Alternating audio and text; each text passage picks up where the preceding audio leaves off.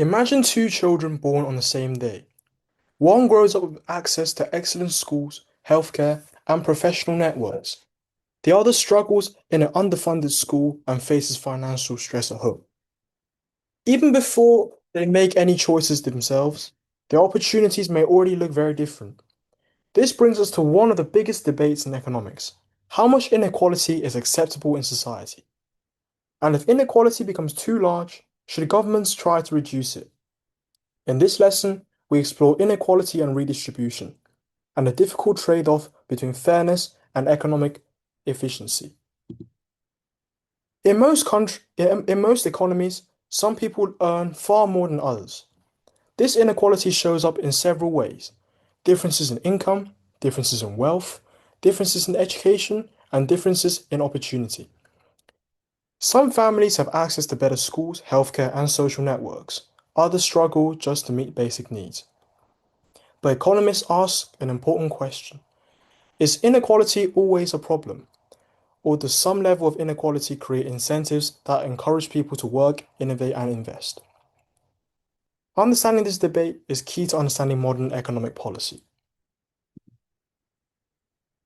To understand inequality properly, economists distinguish between income inequality and wealth inequality.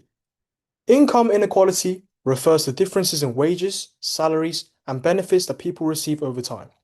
For example, a surgeon may earn far more per year than a retail worker, but wealth inequality refers to differences in assets such as property, savings, investments, or businesses.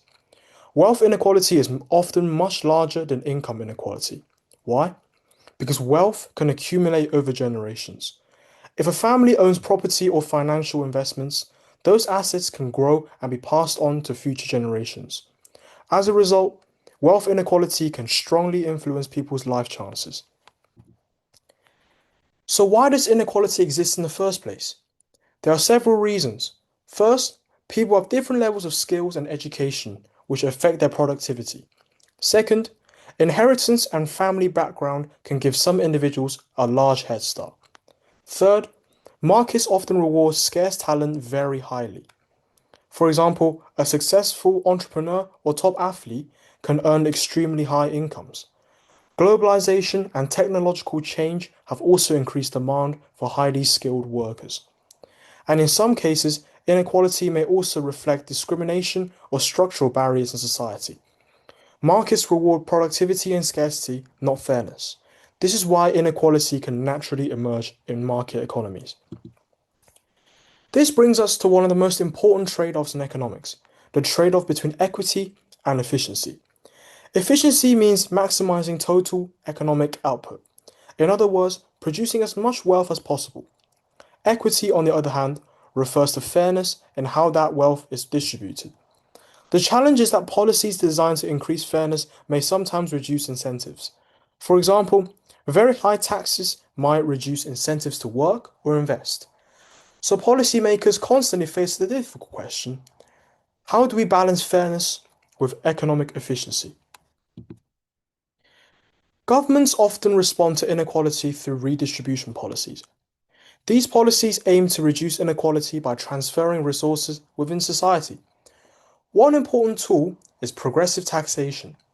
This means higher earners pay a large proportion of their income in tax.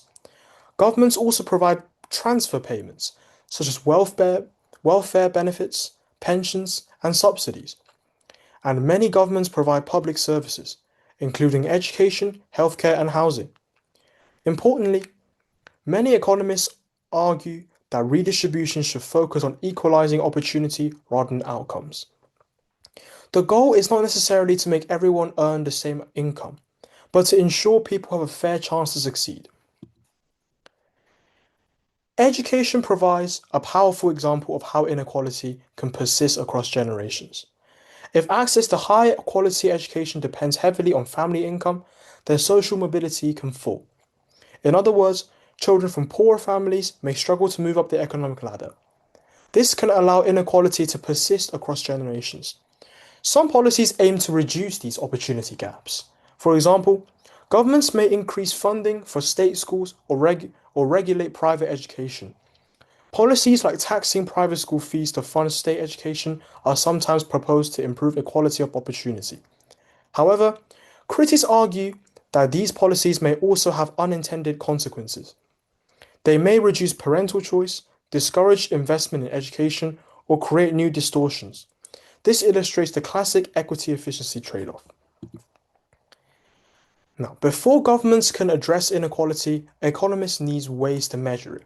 Several tools are commonly used.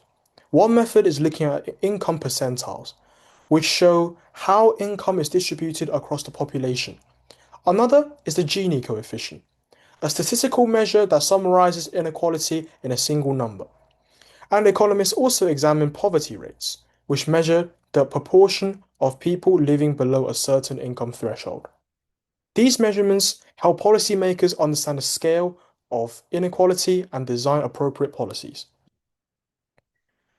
Although redistribution can reduce inequality, it also faces important challenges. High taxes may create disincentives to work or invest. Some individuals may engage in tax avoidance or tax planning.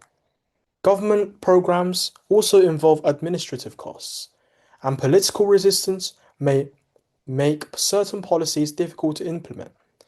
Because of these challenges, economists often emphasize that well-designed policy must balance fairness with incentives. Now, in the next part of the course, we'll move into macroeconomics. Instead of focusing on individual markets, we'll look at the economy as a whole. We'll explore how governments try to create jobs, manage inflation, and stabilize economic growth. Now let's recap the key ideas. Inequality exists in income, wealth, education, and opportunity. Governments often attempt to reduce inequality through taxation, transfers, and public services. However, redistribution creates trade-offs between fairness and economic efficiency. And policies such as education reform can play a major role in improving social mobility and opportunity. Understanding these trade-offs is central to many economic debates today. Thank you.